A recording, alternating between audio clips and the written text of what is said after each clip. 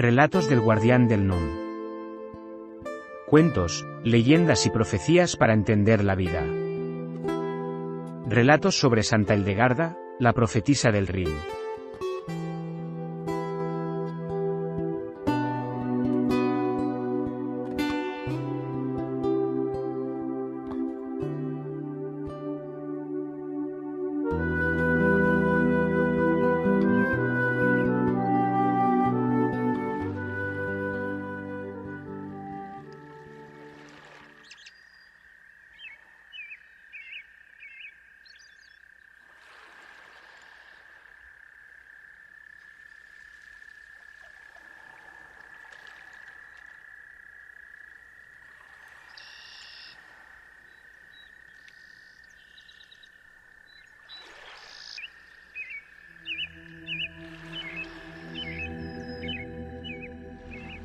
Libro primero, Hildegarda y el ángel. Capítulo primero. Vermersheim. Había una vez, cuando el nombre del antiguo rey Carolus Magnus solo servía para adornar viejas canciones, una pequeña villa cerca del río Rin. El nombre de esta villa es Vermersheim. Pues allí, vivía un matrimonio notable al que el margrave de Maguncia había encargado el señorío de aquellas tierras, y apoyar en todo lo posible al abad y abadesa del monasterio de San Disibodo. Tanto el margrave, como el abad y abadesa del monasterio estaban muy agradecidos a esta familia de los señores de Vermersheim, ya que sus antepasados fueron de los primeros conversos que ayudaron al santo obispo Bonifacio a evangelizar estas tierras. Este matrimonio era muy piadoso y tenía ya 9 hijos. La noticia de un 10º embarazo fue acogido como una gran bendición. Sus padres, aunque nobles, no eran muy ricos precisamente, ya que compartían tierras y beneficios con el monasterio y había que atender a los numerosos siervos que dependían de ambos señoríos. Sus padres estaban preocupados en cómo iban a repartir la poca herencia que tenían entre todos sus hijos, ya que no tocaban a cada uno ni lo suficiente para subsistir con su parte. El hijo mayor, Alfredo, heredaría el título de señor de Vermersheim y algunas tierras. El segundo, Federico, ingresaría en el monasterio, pero tendría que entregar una dote económica o en especies. El resto de sus hermanos, Lotario, Olga, Rudrik, Clovis, Guillermo, Enrique y Ferdinand, trabajarían para los primeros o servirían al margrave en el ejército o con la administración. En cuanto a la nueva criatura que esperaban, ya habían decidido entregarla a las monjas del monasterio como diezmo, y asegurarle así una vida tranquila en la clausura de aquel lugar. Y así lo prometieron los dos esposos junto al altar de la iglesia de este monasterio. Sobre la colina donde se hallaron los restos de San Disibodo, el obispo Bonifacio levantó este monasterio dedicado a este santo. Los monjes y monjas realizaron una gran labor a esta orilla del Rin. Ayudados de los jefes locales como los antepasados de los señores de Vermersheim, transformaron el territorio en torno al monasterio. Talaron árboles, limpiaron los campos y construyeron molinos en el río. Los abades y los señores arrendaban sus tierras a los campesinos, y estos a su vez daban trabajo a los siervos de esta villa para que las labrasen. Luego cada señor recogía su parte y se pagaban los impuestos. Los excedentes servían para comercializar con otras comarcas y así obtener beneficios. Se podría decir que no se vivía del todo mal en Vermersheim. Esta comarca del Sacro Imperio había prosperado mucho, desde que el santo obispo Bonifacio erradicara las costumbres paganas evangelizando estas tierras, por deseo expreso del Papa.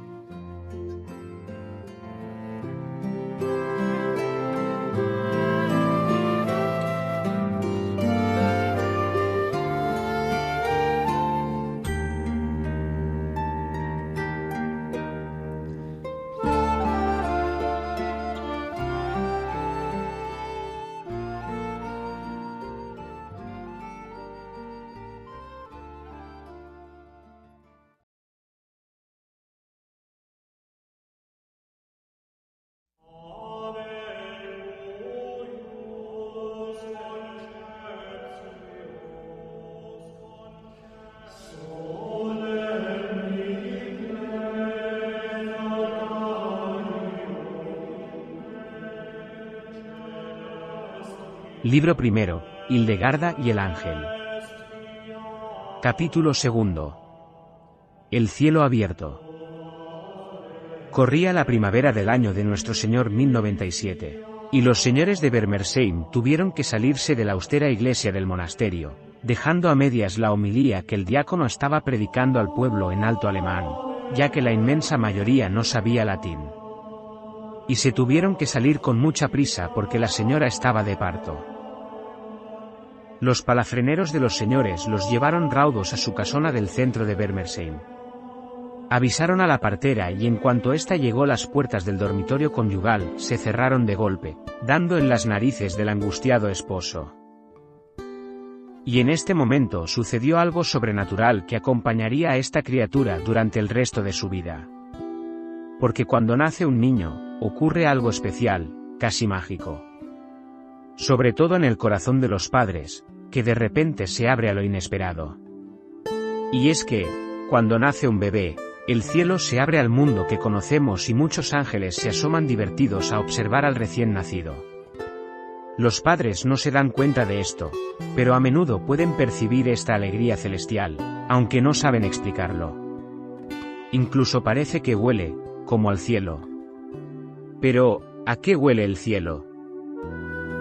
Pues nació una niña, y uno de estos angelotes regordetes y curiosos se presentó voluntario para ser su ángel de la guarda. Ese ángel se llamaba Bruno y tenía tanta prisa por asomarse para ver a este bebé, que se cayó encima de la pequeña. Instintivamente la niña lo abrazó, quedando parte del aroma del ángel en el alma del bebé. En ese momento, Hildegarda, que así se llamaría esta niña, desprendió un aroma como si de flores de manzanilla se tratase. Y es que así es como huele el cielo.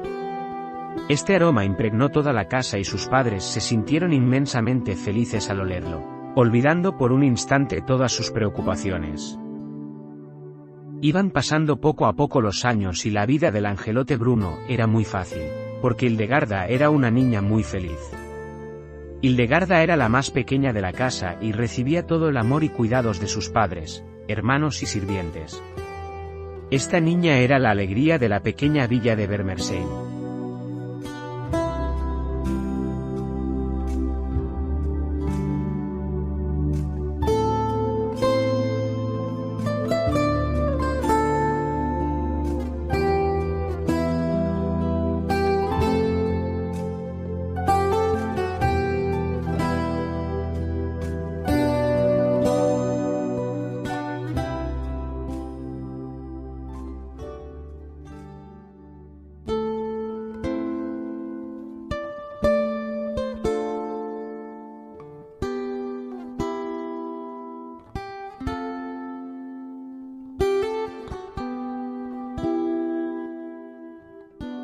Libro primero, Hildegarda y el ángel. Capítulo tercero. Malas noticias. El tiempo pasaba, e Hildegarda crecía en talla y sabiduría. Era una niña despierta e inteligente. Sentía curiosidad por todas las cosas, por los campos y sus cultivos, por las estrellas, las rocas, por el misterio del cuerpo humano, la escritura, la música, etc. Y por supuesto por los juegos con los niños de su edad. Esto último era su pasatiempo favorito. Sobre todo con su amigo Canuto, el hijo de su sirvienta Matilde y que era más o menos de su edad. Estaba aprendiendo a tocar la flauta, pero desafinaba un poquito. Sin embargo, la pequeña Hildegarda, además de ver la realidad que le rodeaba con sus sentidos, podía percibir otra realidad que interactuaba en lo cotidiano y que no era de este mundo. Percibía las almas agradecidas y a sus ángeles subiendo y bajando del cielo. También veía a los demonios empujando a algunas personas hacia la ira. La pequeña Hildegarda podía ver la esperanza o la desesperación de una persona reflejada en sus ojos. Y con el tiempo fue adquiriendo más sensibilidades, pudiendo incluso saber si la enfermedad de una persona se podía curar o no. Su madre le decía que era una niña muy sensible y que era un don del cielo, pero que no se lo dijese a nadie. Lo que menos quería su madre es que la acusaran de bruja. Pero ya era tarde, porque su amigo Canuto ya lo había dicho a los otros niños. que si Hildegarda sabía que fulano mentía, que si tal labrador era un ladrón, que si la mujer del lechero era una santa, etc., y claro, el rumor pronto llegó a los adultos. En poco tiempo, los aldeanos que antes miraban a los señores de Vermersheim con cariño y respeto, lo hacían ahora con algo más de temor que de respeto porque, claro, que los señores pudieran saber tus trapos sucios, no era plato de gusto para nadie. Canuto quería y admiraba a Hildegarda. Era su amiga, pero sin querer, le había hecho daño habiéndose ido de la lengua.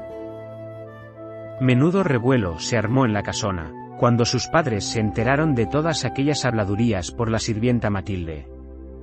Su padre se enfadó muchísimo con la pequeña niña y la encerró un mes en su cuarto sin salir, con la idea de que pasado un tiempo sin verla, se disipasen todos esos cuchicheos sobre su hija. Debido a este castigo, Hildegarda empezó a entristecerse un poquito.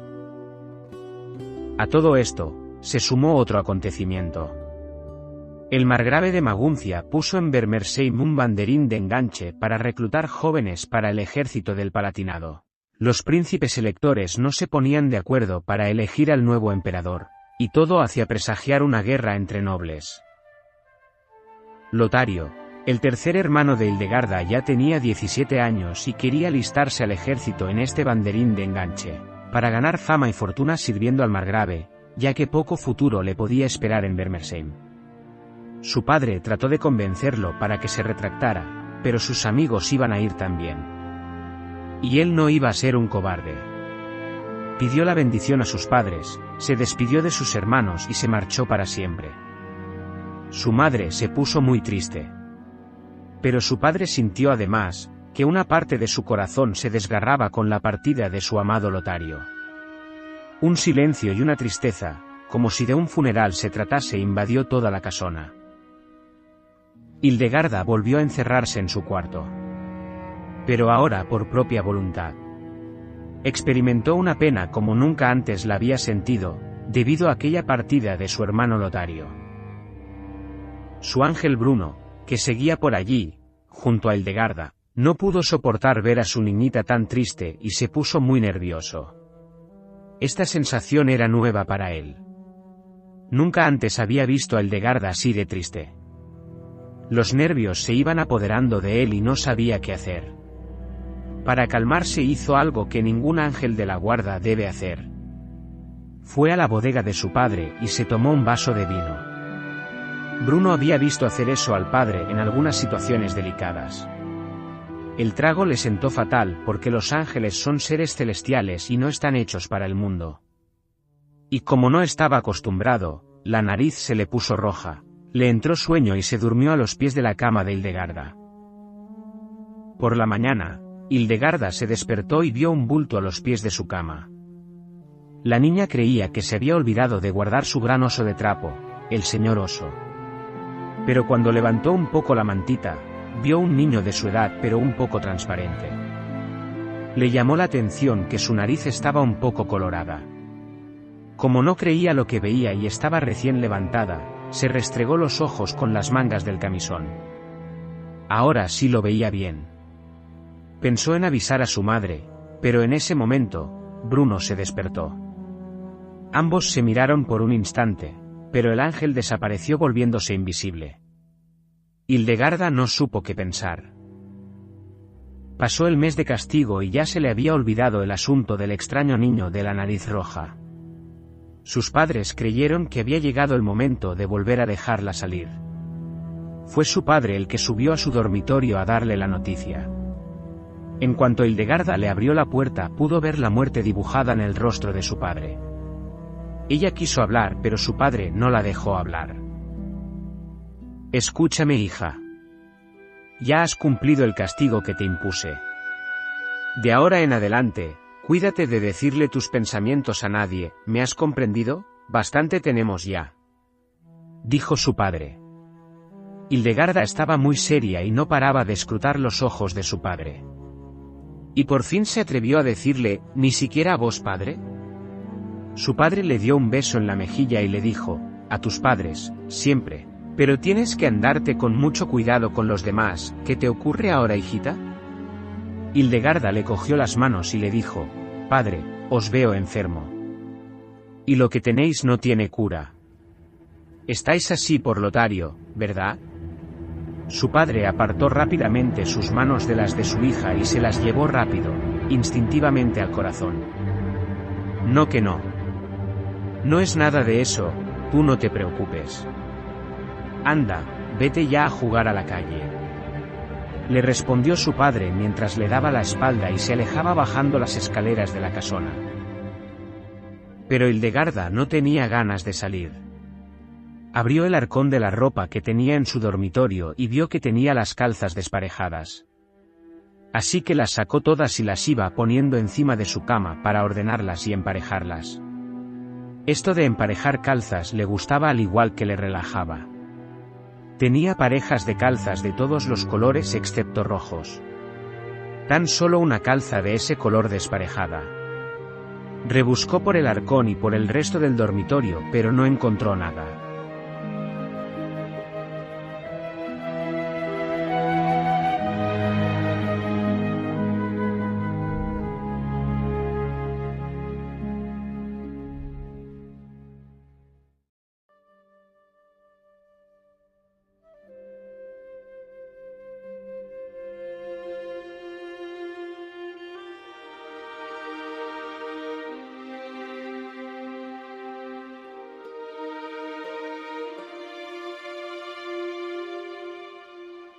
Libro primero, Hildegarda y el ángel. Capítulo 4. El cielo en la bodega. Una vez finalizada la cosecha de verano, llegó el día en el que su padre se tenía que marchar a la ciudad de Maguncia, para rendir cuentas de los impuestos recaudados al margrave. Pero no pudo ni llegar al caballo por su propio pie.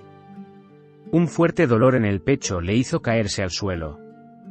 Todos en la casona fueron a atender al señor y lo recostaron en su lecho. Avisaron al barbero de la villa, quien hacía de médico, y al abad de San Disibodo. El primero, en cuanto reconoció lo que le pasaba, se santiguó y lo dejó en manos de Dios, y el segundo, por lo menos le pudo administrar el sacramento de la extrema unción. Y lo cierto es que se recuperó un poco al día siguiente. Alfredo, el mayor de los hermanos, asumió el viaje a Maguncia en lugar de su padre. Este, por su parte, solo abría y cerraba los ojos y miraba a todos los lados. Le costaba hablar porque se le había quedado la boca torcida. Hildegarda entró en la habitación y besó a su padre. Este no dejaba de mirarla con los ojos como platos. Mientras tanto, la madre junto a sus hijos y todos los sirvientes de la casona, rezaron el oficio divino y elevaron sus plegarias por el señor de Bermersheim. La pequeña Hildegarda, después de ver a su padre, bajó al salón para unirse a las oraciones. Lloraba desconsolada y repetía sollozando: «Dios mío, no quiero que se muera, no quiero que se muera». Bruno el ángel no podía soportar verla así y bebió otra vez en la bodega. Ahora un poco más. Algo de vino y un poco de cerveza, lo que le hizo un poco más visible. Un día, mientras el padre hacía reposo, la madre de Hildegarda la llevó al mercado de la villa para que se distrajera. Su amigo Canuto, que ya se había disculpado, también fue con ellas para pasear. De vuelta a la casona, Hildegarda encontró en el suelo de la calle una calza de color rojo parecida a la que le faltaba y se lo echó al bolsillo. Al llegar a la casona, fue a sus aposentos derechita al arcón de la ropa. Y allí vio otra vez a ese extraño niño.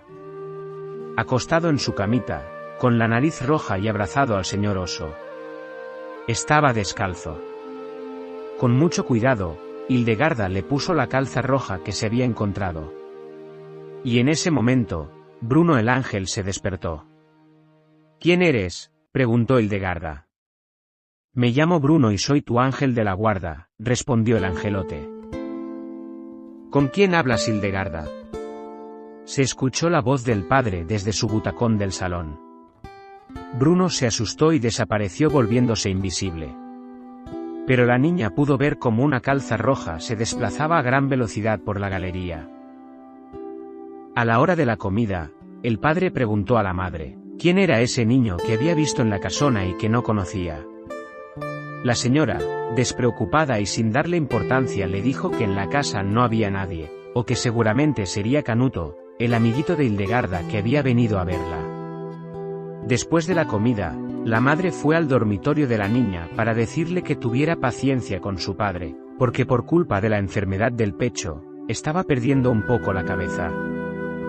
La pequeña, que sabía que lo que decía su padre era verdad, le siguió la corriente a su madre porque no sabía cómo explicarlo. Tampoco quería que la volviesen a castigar y bastante preocupados estaban todos por su padre.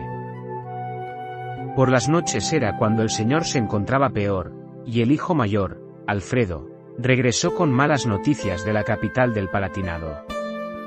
En el comedor de la casona se reunió toda la familia durante la cena, para poder escuchar las nuevas que Alfredo traía. La primera noticia y más demoledora, fue que no se sabía nada de Lotario. Desde que el margrave de Maguncia se enfrentara al ejército del duque de Baviera, no se le había vuelto a ver. Y la segunda no era menos mala, ya que la recaudación de ese año no bastaba. Ya que se tenían que sufragar todos esos gastos que ocasionaban estas contiendas militares. Hildegarda se deprimió mucho al escuchar estas noticias.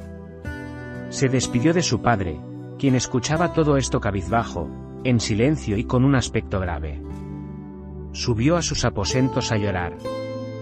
Cuando abrió la puerta, no se percató de la calza roja que había en el suelo. El ángel Bruno estaba detrás de la puerta, y se le partió el corazón en cuanto la vio. Y una calza roja salió disparada, otra vez, hacia la bodega. Cada vez bebía el ángel Bruno más y más. Hasta tal punto, que comenzó a padecer la enfermedad de la visibilidad. Por lo que se tuvo que esconder para que nadie lo viese.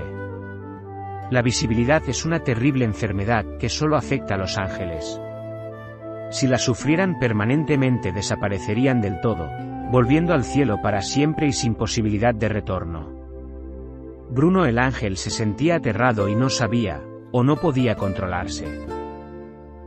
Para colmo de males, estas noticias afectaron más al señor. Ya ni podía levantarse de la cama.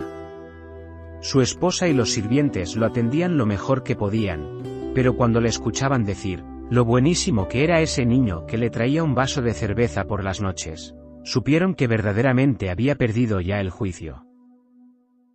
Mientras tanto, Hildegarda buscaba esa calza roja por toda la casona. Y como no la encontraba preguntaba a todos: «Madre, ¿has visto una calza roja? Matilde, ¿has visto una calza roja? Hermanos, ¿habéis visto una calza roja?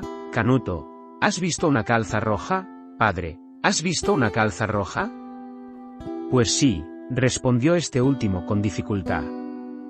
«La última vez que vi una calza roja fue en la puerta de la bodega», respondió el padre desde su lecho. Hildegarda bajó a la bodega, pero no había rastro de ninguna calza. A la mañana siguiente, toda la casona se despertó con un llanto. La señora estaba llorando junto a su marido que yacía inmóvil en el lecho. Había muerto por la noche. Hildegarda se despertó y acudió a la habitación de sus padres. La habitación olía a un aroma especial y extraño, como a un prado de flores de manzanilla. Madre e hija se abrazaron y lloraron juntas. La pequeña vio que a los pies del lecho estaba la calza roja que había estado buscando y una nota. Hildegarda la leyó en voz alta delante de su madre. «Querida Hildegarda, gracias por la calza que me diste. Te la devuelvo para que tengas todas tus calzas emparejadas. Tú ya me conoces. Soy Bruno, tu ángel de la guarda y llevo a tu lado desde que naciste. Eres una niña muy especial y todos en el cielo te quieren mucho. Te pido perdón. No he sabido soportar tus emociones humanas y he caído enfermo. He sufrido la visibilidad y dentro de muy poco me iré para siempre. En estos últimos días, tu padre y yo nos hemos visto y nos hemos hecho amigos. Eres una niña fuerte y valiente. Ayuda a tu familia para que cuando crezcas seas como un gran árbol donde muchas familias puedan refugiarse y buscar sombra gracias a ti.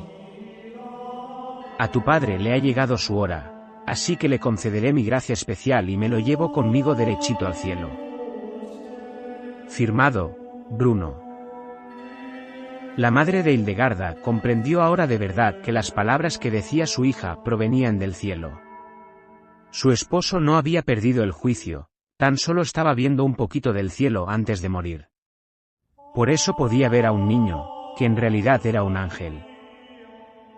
El abad de San Disibodo se encargó personalmente de todos los preparativos para el entierro en el camposanto del monasterio, en el exterior de la iglesia junto al ábside semicircular de grandes sillares de piedra gris.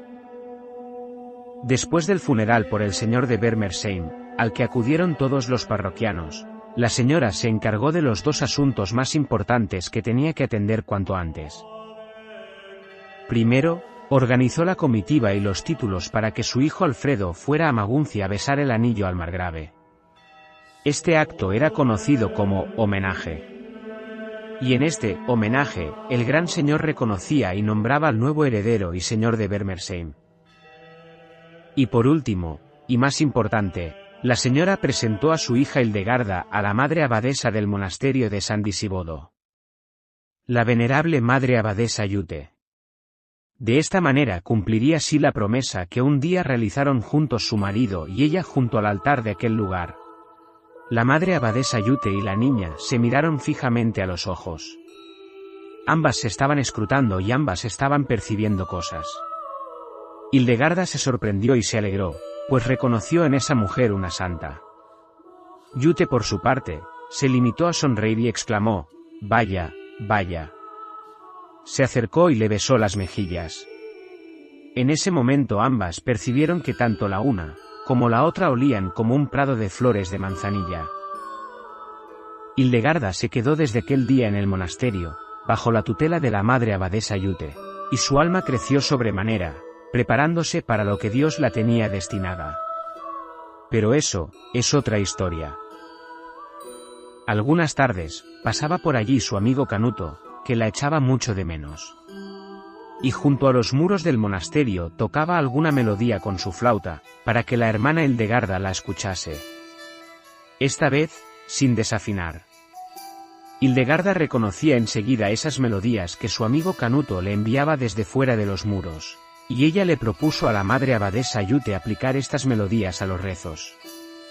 La abadesa consintió, y gustó tanto, que hasta los monjes del anexo del monasterio copiaron las nuevas melodías de las monjas. Y así fue, como con la música primero, estas monjas extendieron una auténtica revolución por todo el Sacro Imperio, llevando cultura, esperanza y consuelo a muchas familias. Fin.